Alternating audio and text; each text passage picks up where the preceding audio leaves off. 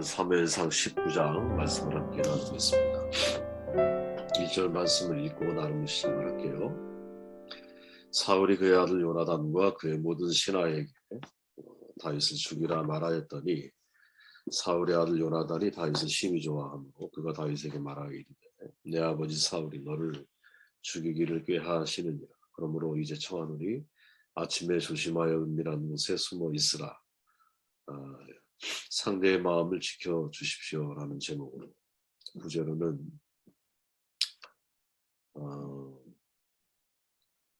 우리 주변에 이제 내가 과연 어떤 사람이 되어줘야 할까를 생각하는 그런 시간이 되었으면 좋겠습니다. 사울은 다윗을 미워하죠. 하지만 그의 아들 요나단은 다윗을 심히 좋아합니다. 요나단은 사울을 설득해서 다윗을 암살하라고 하는 명령을 철회하도록 도우려고 하죠. 다윗이 궁에서 사울을 섬길 수 있도록 돕습니다. 그러나 쌓여가는 다윗의 업적, 백성들이 다윗을 사랑하는 것 때문에 사울은 다윗을 점점 더 증오하게 되죠. 강령에 시달리게 되면 사울은 수금을 연주하는 다윗을 향해서 마지막 세 번째 창을 던집니다. 세 번째 창을 던졌다라는 것은 죽이려고 하는 의도가 분명하다라는 거죠. 그날 밤 다윗은 사울의 궁을 빠져나가고 사울의 딸인 미갈의 도움을 통해서 죽음을 모면하게 되죠. 그리고는 라마에 있는 사무엘을 찾아갑니다. 그 소식을 이제 첩보원을 통해서 듣게 된 사울이 부하들을 세 차례에 걸쳐서 보내게 되고 마지막 자신도 라마에 있는 나요스에 도착을 하게 되죠. 그래서 내용 속에 보면 이제 세 명의 인물이 등장을 해요. 다윗 중심으로 해서 봤을 때 요나단이 한 명, 그의 아내가 된 미갈, 그리고 사무엘이라고 하는 사람이죠. 그래서 이 세 사람 사이에 다윗과의 사이에서 벌어지는 이야기를 통해 우리가 얻을 수 있는 중요한 교훈이 있는데 그 교훈 중에 하나가 사람과의 만남이 중요하구나. 첫째는 그리고 그 만남 속에서도 내가 상대의 마음, 상대의 영적인 건강함을 지켜주는 사람이 되는 게 너무나 중요한 문제이구나 하는 것을 고민하게 되었다라는 거죠. 내용을 한번 들어가 보면 1절 말씀을 제가 다시 보면 아침에 조심하여 은밀한 곳에 숨어 있으라 이렇게 말을 하죠. 사울은 아들 요나단과 그의 모든 신하에게 다윗을 죽일 것을 명령을 하죠. 다윗을 증오한 사울과는 대조적으로 요나단은 다윗을 심히 좋아합니다. 심이라고 하는 말은 다른 표현으로 자기 생명처럼 사랑했다라는 말이에요. 아버지의 명을 어기고 다윗을 살리기 위해서 계획을 수립을 하죠. 다윗에 대한 요나단의 충성, 사랑 정말 매우 특별한 겁니다. 1절에 두 번이나 언급이 되잖아요. 사울의 아들이라는 표현인데 요나단은 사울의 아들로서 왕위를 이을 사람이거든요. 다윗이 점점 사람들에게 관심 종자가 되기 시작하면 실은 불편해야 할 사람이 요나단이에요. 그런데 요나단이 오히려 다윗을 돕죠. 일부 학자들은 이런 요나단의 이제 이타적인 행위에 대해서 개연성이 없는 것으로 말하는 사람도 있는데 다음 두 가지의 사실로 놓고 보았을 때 사실 이제 다윗에 대한 요나단의 충성과 사랑은 어느 정도 우리가 설명할 수 있다고 생각을 하는데 첫째는 사울은 자신의 왕권을 위해서라면 아들도 죽이려고 했다라는 걸 기억을 해야 돼요. 그렇죠? 사울이 요나단도 사실은 그 점에 대해서 긴장을 하고 있을 수밖에 없다는 거죠. 둘째로 요나단은 다윗이 사무엘 선지자의 예언한 왕보다 나은 왕의 이웃이라는 것을 확신했던 것 같아요. 요나단의 입장에서 왕보다 나은 왕의 이웃이라는 표현을 사무엘이 하잖아. 그게 다윗이었다 이렇게 이제 요나단을 받아들인 거죠. 그렇기에 이제 다윗에 대한 죽음의 명령, 암살 명령을 들은 후에 가만히 있지 않죠. 어떻게든 다윗을 변화하기 위해서 애를 씁니다. 사울의 불완전한 정신 상태에 다윗을 향한 증오를 고려할 때 요나단이 아들이었지만 다윗을 변화한다는 것은 대단히 위험한 일이었거든요.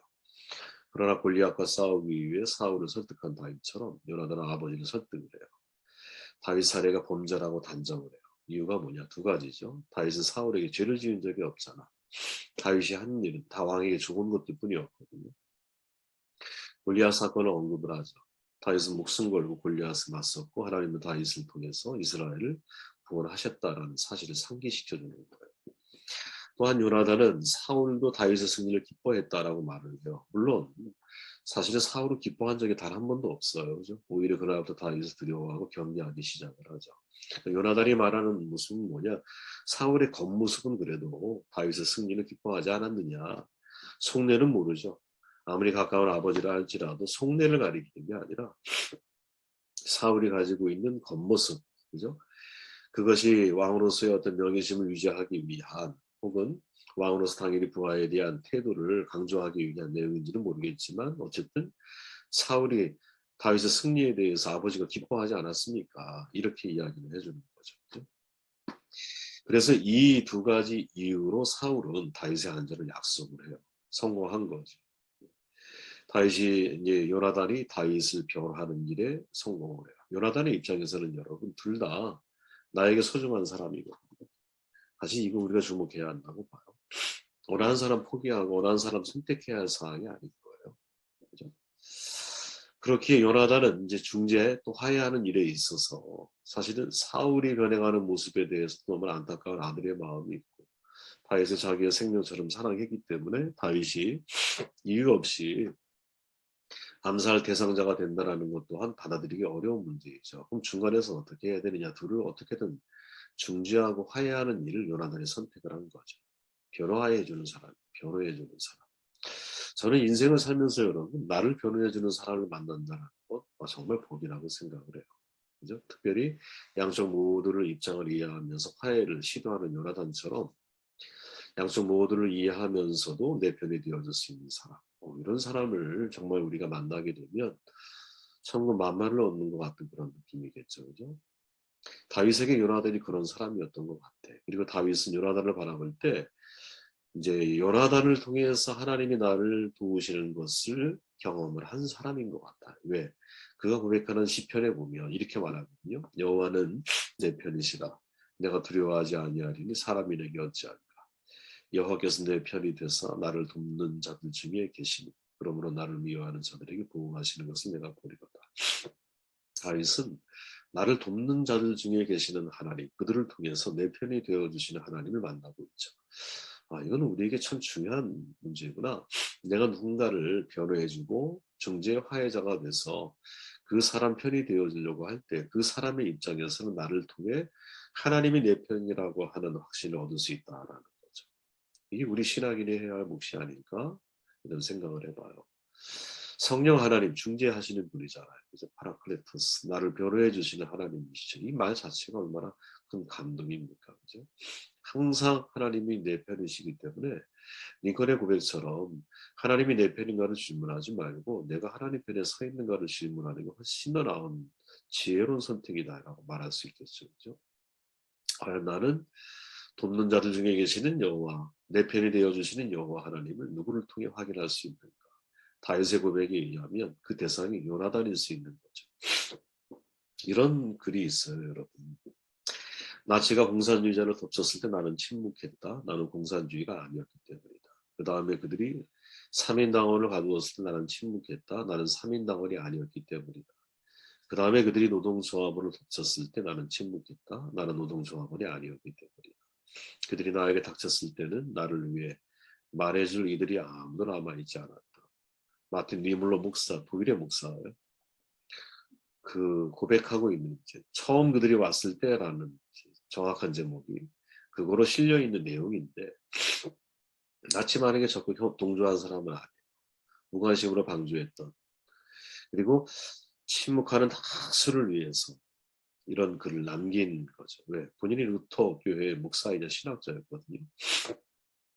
1차 대전 당시에 유보도 함장으로 공부를 했던 사람 가운데 한 명이었어.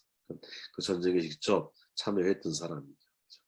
애국주의를 추종했고 한때 나치당을 지지한 사람인 거예요. 그러나 이제 점점 이제 나치가 교회에 대한 간섭이 강화되자 반나치주의자로 돌아서게 되죠. 그리고 나중에는 강제 수용소에 끌려가기도 하고. 근데 이제 이분이 그 과정을 다 지나면서 자기의 살아왔던 삶에 대한 또 그 삶을 지켜보면서 나타난 사람들의 반응에 대해서 이런 글을 쓴 거예요. 근데 여기서 눈여겨볼 게 뭐냐. 나를 위해 말해주는 이들이 아무도 남아있지 않았다라고 하는 마지막 말이죠. 그러니까 내가 정말 누군가의 변호인이 되어서 혹은 내가 어떤 중재 화해자가 되어서 침묵하지 말아야 할 때 소리를 발해주고, 그죠? 누군가를 도와야 할 때 내가 돕는 자의 자리에 서 있고, 내가 무엇인가 행동을 해야 할 때 행동하는 자리에 내가 서 있지 않으면 어느 순간 마지막 때가 되었을 때는 나를 위해서 아무도 말해줄 사람이 없는 때를 맞게 될 거라는 거죠. 상당히 무서운 경고성의 메시지가 이 속에 담겨 있지만, 오히려 이거를 역으로 이해해 보면, 아 그래, 내가 어떠한 중요한 시기마다 어떠한 역할을 감당해 줘야 하는지에 대해서 조금 더 생각을 견고하게 할 수 있지 않을까 생각을 해봅니다. 11절 말씀을 읽어보면, 사울이 전령들을 다윗의 집에 보내어 그를 지키다가 아침에 그를 죽이게 하려 한지라. 다윗의 아내 미갈이 다윗에게 말하여 이르되, 당신이 이 밤에 당신의 생명을 구하지 아니하면 내일 죽게 될 거야. 그리고는 창에서 달아내리고 시키죠. 요나단이 나를 변호해주는 사람이었다면 미갈은 나의 생명을 구해주는 사람인 거죠. 그죠? 요나단과의 맹세를 깨고 사울 왕은 다윗에게 세 번째 창을 던져요. 그죠? 다윗은 사울의 궁에서 빠져나와 집으로 가요. 근데 사울이 명령을 내렸어요. 아침에 그를 죽여라. 어떻게 알았는지 모르지만 미갈이 그것을 알게 돼요. 그래서 그날 밤에 자기 남편이잖아, 당연히 가족이니까 살려야 되죠.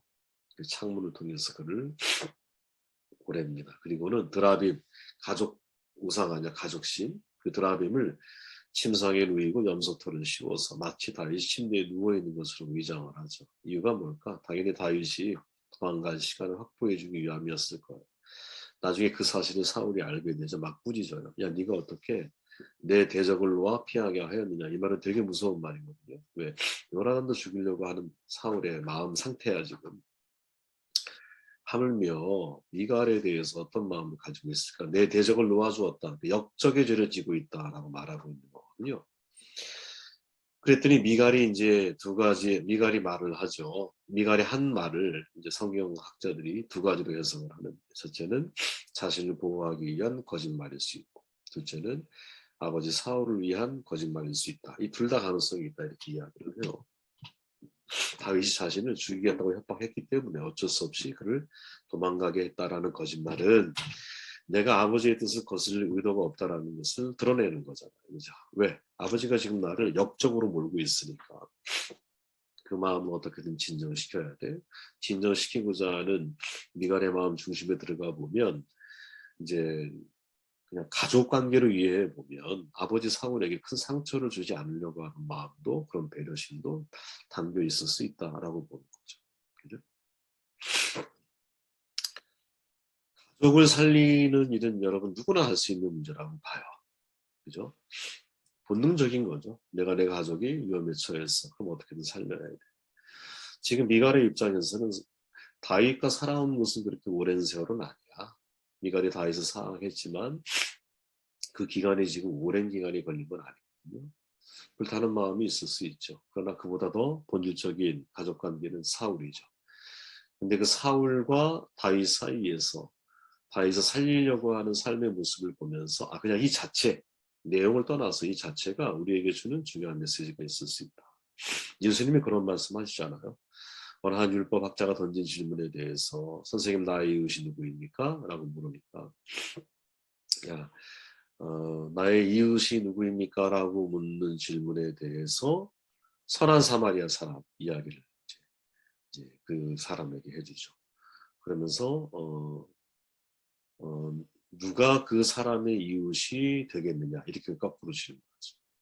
이 메시지의 핵심은 우리는 이웃이 누구인가를 찾으려고 하는 마음을 가지고 살아가는데 이보다 훨씬 더 중요한 것은 내가 누구의 이웃이 되어주어야 하는 문제를 고민해야 한다라는 거죠. 참 중요한 이제 저는 질문이라고 봐요. 참된 이웃이 누구냐 하고 질문했을 때 나의 사랑을 필요로 하는 사람이 내 이웃이라는 거죠. 어, 나의 도움을 필요로 하는 바로 그 사람이 내 이웃으로 상정을 하고 그 사람에게 내가 사랑을 베풀든 물질을 베풀든 나의 나눔을 그 사람과 내가 함께 나눌 수 있는 그런 관계가 되어지고 있느냐. 이게 참 중요한 어떤 신앙인들이 가져야 할 매우 중요한 삶의 변화인 거죠. 교회란 혈연 공동체가 아니고 신앙 공동체잖아요.